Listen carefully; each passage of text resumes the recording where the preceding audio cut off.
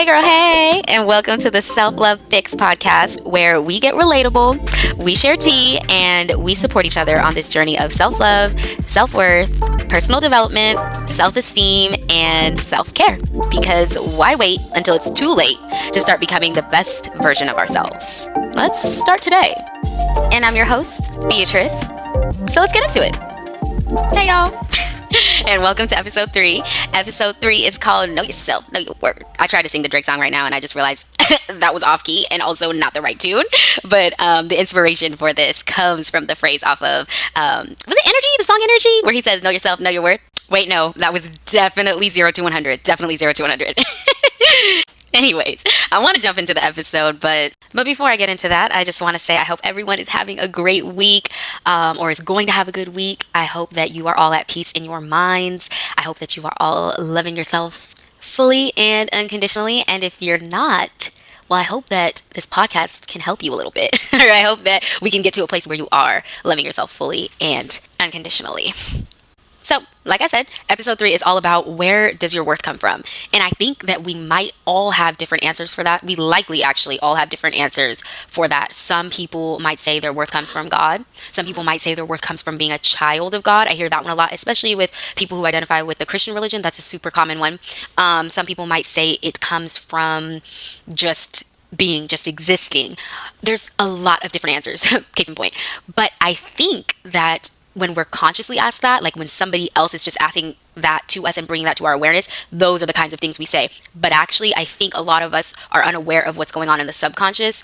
You see, I feel like I'm sounding a little bit woo-woo. If you don't already know, you're going to find out that I'm a very woo-woo type of person. And for those of you who are unfamiliar with woo-woo, I'm not sure if this is kind of like African-American vernacular. I think it is. But basically, woo-woo is just like saying you're kind of spiritual and kind of really on the weird side of things. But I own it. I own my woo-woo-ness.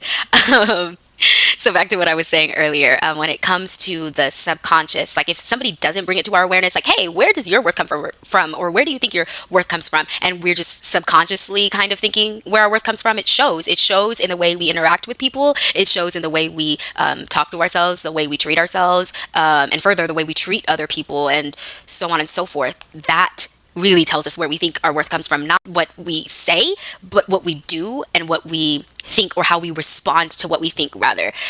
And so that's what this episode is kind of about, is going deeper and figuring out where does our worth come from subconsciously? Like what are we thinking way down in there based on, just buried thoughts, buried emotions that we might not have access to consciously. Like I said, it comes out in the way that we treat people, the way that we talk to people, and the way that we treat and act towards our own selves. So in this episode, I'm going to get into some of the different places that we draw our worth from subconsciously, like how I was talking about earlier, and why they may or may not be healthy. And the majority of the things I'm going to talk about are going to be the negative places from which we draw our worth, because I think that's more common than anything. And I think some of the more positive places that we draw our worth, we like to believe that we think that, but trust me, girl, when I go over some of these different negative areas we draw our worth from, you might just look at it like, oh, okay, I think that's me. I think I might be doing that and not even really realizing it like that. But it's okay. This life is a journey, not a race. So, it's okay if we're all in different places in identifying where our worth comes from. The most important thing is being receptive and being open to wanting to grow in the realm of self-love and self-worth. All right, so let's get into it. So there are some people that think their worth comes from how they perform, and that could be academically, it could be, actual performance-wise, if you're a dancer or an artist or things like that. Some people think their worth comes from how they look.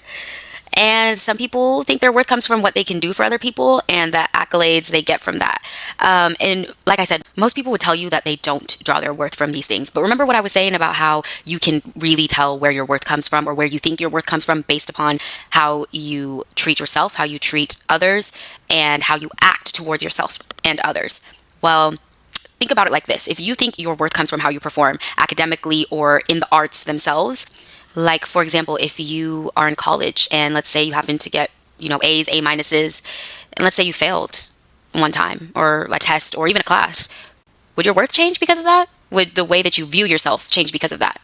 Would the way that you talk to yourself change because of that? And would the way that you treat other people who maybe did better than you change because of that? You see what I mean? it's almost as if everything is good as long as you are getting those grades, as long as you're performing well academically. And the minute that you don't, everything changes. Like the way you view yourself, the way you think about yourself. You see what I mean? And on the flip side, it could go back to how you perform if you're in the arts. If you play piano, for example, that's a huge one. Anybody out there ever played piano as a kid? I did, against my will. I did not like the piano. I didn't. But I'll tell you what, when I was a kid, whenever I did recitals or whenever I'd have to go to the piano teacher every week and maybe I didn't practice as much as I should have, and then I would mess up, I felt a shift in the way I felt about myself. Oh yeah. I was like maybe, I think I played from age 7 to 15. And all those years, I would feel it. I would feel like, oh my God, wow, really? You couldn't hit that note, or not hit that note, but you couldn't play that note. Really? You couldn't remember that song? Like for recitals, some of you might relate. I would really feel a shift in the way I felt about myself based on how I performed. So anybody who, plays an instrument or maybe sings or anything in the arts, even dancing, ballet, hip hop, dancing, like all of that, you might know what I'm talking about. That when you make that mistake or miss that step, miss that note, miss that key, that's what I was trying to say earlier about the piano, key, not note. Okay, same difference. Does your worth change because of that? And then going further along the lines of performance, for most of us, 20-somethings who are out of college, out of grad school, like myself, who find ourselves in the workplace and find ourselves having deadlines to meet, having projects to do, presentations to give, points to make, to argue for or against something that you feel might benefit your company, or whatever the case really. Those are all kind of acts of performance. You have to perform in front of your boss, in front of other employees, to demonstrate something that you know, to demonstrate something that can help them, that can help the company, etc. So you might feel it then. Even as an adult, you can feel it then. Not to say that the other things I mentioned, like with playing instruments, doesn't happen when you're an adult. There are many people who have performance-based careers, like I said, in the arts or playing an instrument or doing dance, things like that. But anyways, back to, I guess, the more traditional workplace setting. That happens a lot, I feel, with us 20-somethings, is when we mess up during those presentations, during those projects, or don't meet the deadlines, don't meet the projects, or don't just produce something that we know we could have done better with, or don't give our all when we know we could have, etc. The list goes on and on. Sometimes our sense of worth is kind of warped because of that. Does that happen to you? Do you feel like your sense of worth kind of gets warped and you feel some type of way about your own self because of how you performed? Like, do you feel like you need to now chastise yourself and kind of berate your own self because of the way you performed in any of the circumstances I listed, whether it's at your job, in college, if you have a performance-based career? Is that what's going on in your mind when you fail to perform? Because I'll tell you what, we all fail to perform at some point. Nobody's perfect, and we all know this, but for some reason, when we fail, we absolutely feel like it's the end. It's the end. I done messed up. I can't recover. It's over. And then we start chastising, berating, and putting ourselves down. That's essentially what happens when your worth is dependent upon something outside of yourself. And performance is something that is outside of yourself. Performance is something outside of yourself in the sense that it requires you to do in order to be great, in order to be worthy. It doesn't allow you to just come as you are, to just be. You have to do. And we'll get into that later. And don't worry, we're going to talk about what that means, this idea of getting your worth from something outside of you, and why that's not exactly a good thing. Actually, not exactly. It's not a good thing. And we're going to definitely get into that later on in the episode. But as for now, we're going to keep on listing some other ways that we might not know that we're finding our worth outside of ourselves. So another way is finding your worth from how you look or what you have, which I alluded to earlier. So most of us know that what's on the outside isn't what matters. It's what's on the inside, right? We've heard this since we were, I don't know, in kindergarten and preschool probably.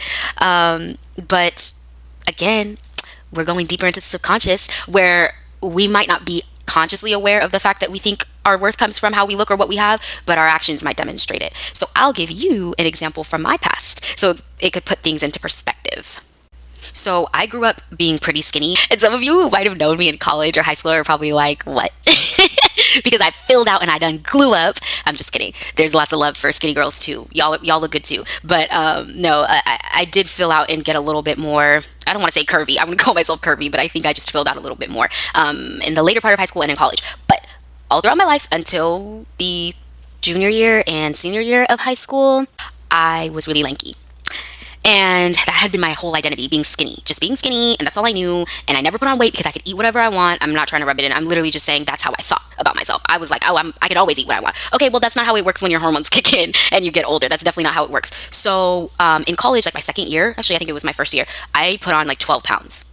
I put on 12 pounds and I wasn't even heavy and I wasn't even outside of a healthy weight. But to me, my whole identity was wrapped around being small and being thin. And that's what I thought was good and okay and made me, I don't want to say beautiful, but it made me feel good about myself, I guess, which is, when I look back at that, I'm like, yeah, not anymore. But back then, that's really what I thought. And so when I gained that weight, I did everything in my power to lose that weight. Of course, I didn't have any eating disorders or anything like that, but I would work myself really hard at the gym. I would get kind of restrictive with my eating habits because I was like, I can't get bigger. I can't get bigger because I'm only worthy. I'm only good looking. I'm only okay if I'm thin. And anytime my weight would fluctuate thereafter, I really felt like my worth got warped with that my worth fluctuated as my weight fluctuated.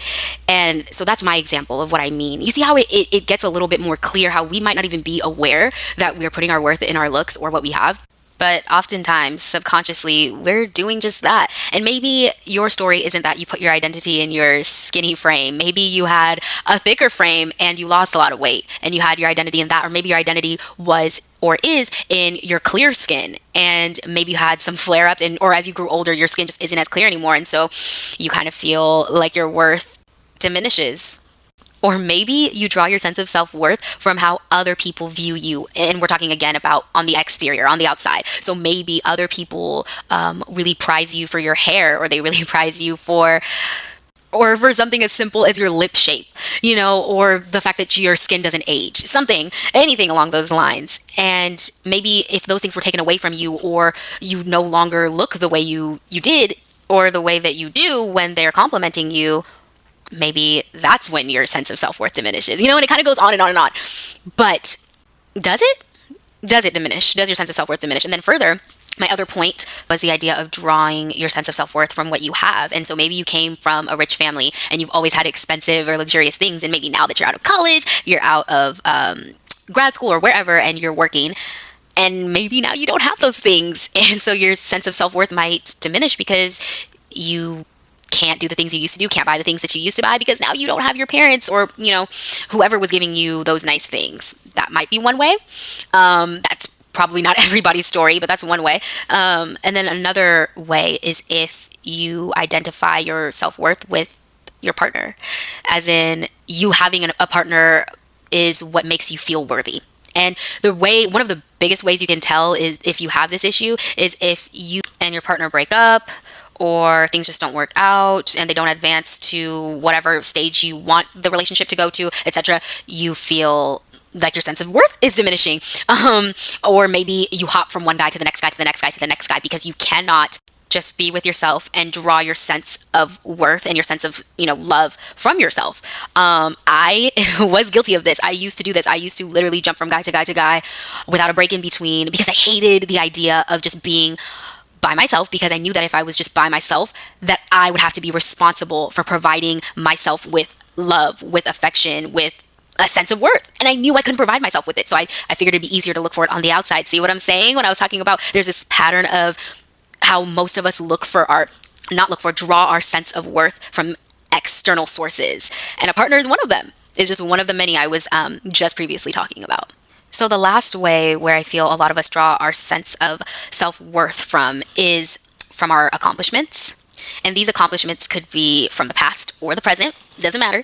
It could be relating to academics, relating to work and what you accomplish at work. It could be what you've done for somebody in the community or for a group of people in the community.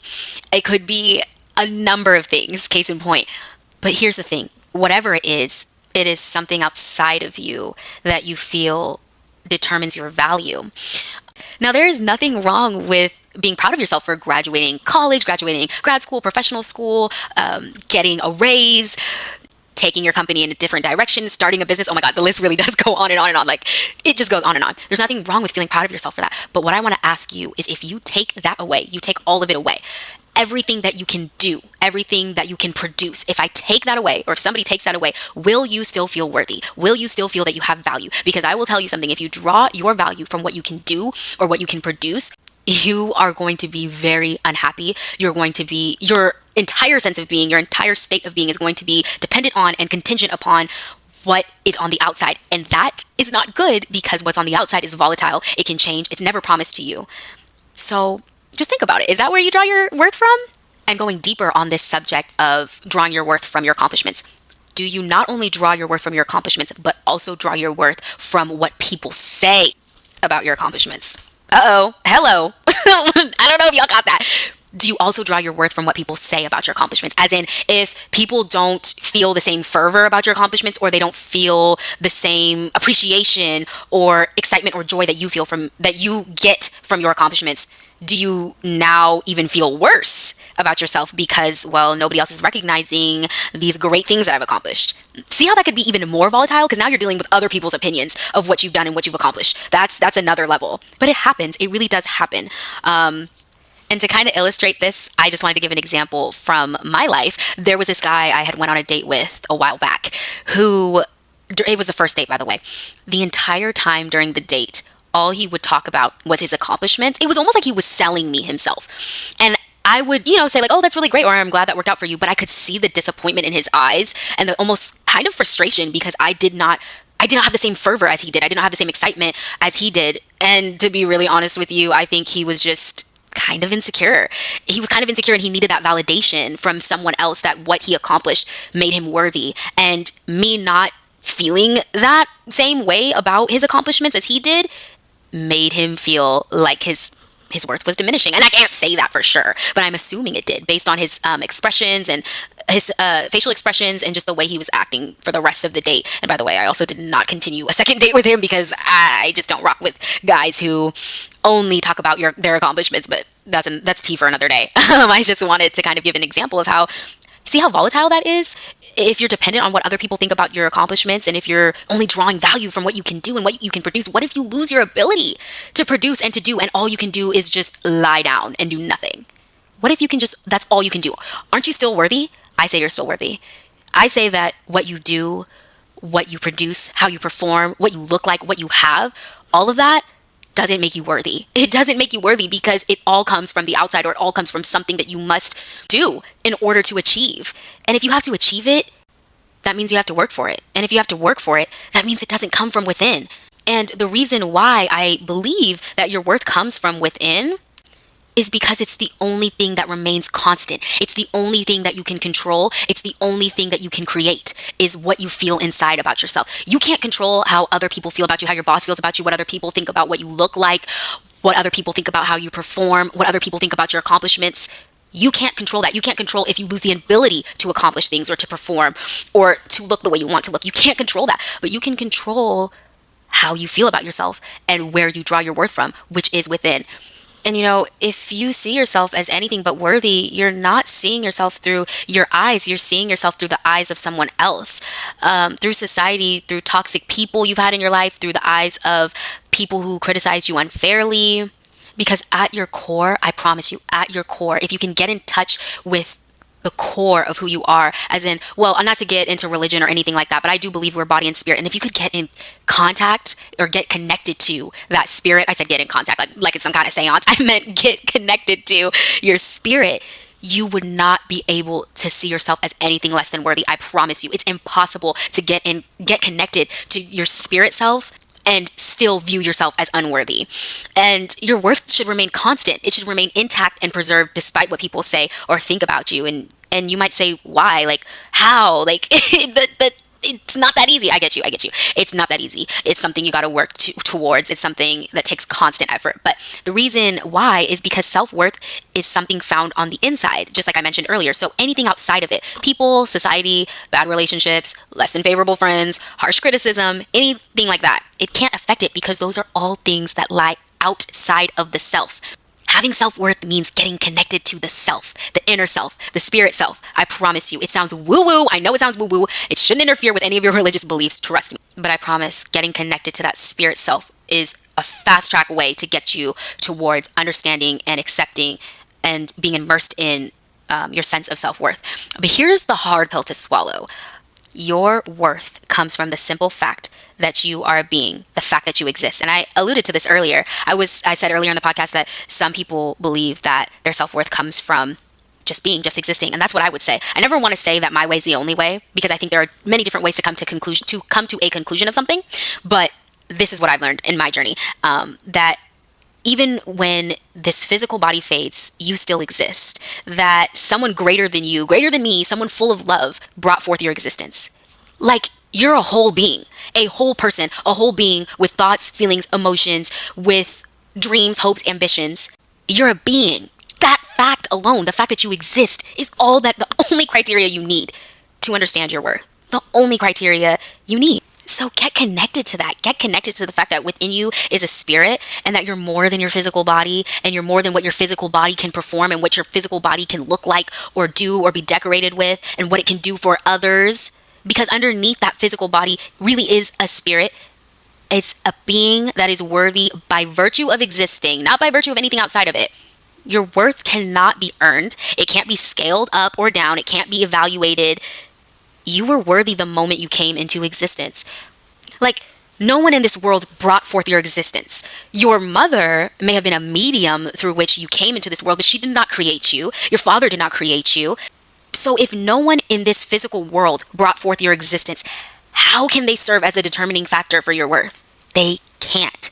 So that means if you are not connected to yourself and who you are and how absolutely precious and wonderful and incredible you are, you will allow everything outside of you to determine that. I know it's tough, sis. I know it's tough. I've been there. I really have. And I know it's hard to hear. I don't want this to sound like I'm being harsh or like I'm criticizing you. This is just a little bit of tough love is really what it is. It's just nudging you in the right direction, hopefully. But I promise your worth is always intact and it's unchanging. But if you can't get connected to that, you will be of the belief that your worth is variable and contingent upon others and how they view you. One thing I like to think about when I think of this whole topic of self-worth and self-love is when India Irie said, I know it's cheesy, but when she said, I am not my hair, I am not the skin, I am the soul that lives within, that's like a synopsis of everything I'm trying to tell you, is that you're so much more than the physical, so much more than what you can provide or what you appear to be or what you can do. It really is what's within. Just like India Irie said, the soul, you are the soul that lives within. And if you're the soul that lives within, then everything outside of you is merely a part of you. It's not who you are. So in short, you got the keys, sis. You have the answers and the solution to getting connected to your self-worth. So I bet your next question is, okay, that's cool and everything, but how do I fix this? Like, I know I have the keys in my hand, but like, how do I fix this? So the answer is not simple, and it's not going to look the same for everyone. Some people might need therapy to unearth and bring to the surface deep-seated thinking patterns that they may have towards themselves. And some might not need to go to therapy. But I will say this, what you don't want to do is fake it till you make it. We hear that a lot. Fake it till you make it. Fake it till you believe it. Well, here's the thing. That doesn't fix the deeper problem of you not being able to connect to your worth. It'll instead act kind of like a Band-Aid for a wound. And we all know how Band-Aids work. They eventually fall off. And the wound is going to need a lot more than a Band-Aid to heal. So the first thing I would recommend is to get a journal. I know it sounds cheesy. I think probably all my podcasts are going to recommend getting a journal. But here's the thing. It really helps. If it's of any comfort, this is what I did when I reached this point where I realized I was drawing my sense of worth from really all three categories I was talking about earlier. So get a journal and write down things you appreciate and love about yourself, about your true self, your inner self, not what you look like, not what you can do. Because I know some of you are going to be like, well, I like that I'm really good at helping people, or I'm a really hard worker. Well, those are, again, all things we do. Let's avoid active verbs. Let's avoid verbs at all. Nothing that we do. Get a journal out and write down what you love about who you are. These should be adjectives, not verbs. Adjectives. This is going to be hard for some people. Take comfort. This was also really hard for me at first. I can promise you when I first did this exercise, I stared blankly at the journal for maybe 5 minutes because I could not think of a single thing that I loved about myself without doing, without thinking about what I can do. So if you struggle with that, that's okay. It's going to get so much easier with time. But if you can, like I said, it takes work. It's uncomfortable. Self-mastery is uncomfortable. Getting to know the self is uncomfortable, but it is so worth it. And it is so the answer, or one of the answers, I should say, to understanding your self-worth or your sense of worth. So some examples of these adjectives I mentioned could be something like, I am loving, I am kind, I am funny, I am a joy. I am joyful. Do you see what I mean? How these are describing states of being, your state of being, not what you can do. And the more that you do this, like if you did this for 10 minutes a day, try to come up with one or two things that you loved about yourself, you would begin to see yourself in such a different light, because now instead of focusing your orientation, your self-orientation to what other people think about you, you are determining what you think about you. And that's powerful stuff. It really is powerful stuff. And once you begin to see the good qualities about you through your own eyes, you can begin to change the narrative about who you are. And eventually, after doing it for so long, you begin to know who you are outside of who other people say that you are. And that is the beginning of getting connected to your self-worth. That is the answer, sis. Rewriting your narrative and seeing yourself through your eyes. So here's my challenge for you. If you find yourself struggling to get connected to your self-worth, and if anything I said in this podcast resonated with you, for 10 minutes a night, every night for the next 30 days, spend some time thinking and journaling about 2 things you love about yourself, your inner self, adjective, sis, and why. Again, through your eyes, not through the eyes of other people or what other people have said about your qualities, through your own eyes. I hope you enjoyed this episode, and I hope that you learned some things, and I hope that you do this challenge. I think this challenge will really open your eyes up to all that you are and all that's great and wonderful about you.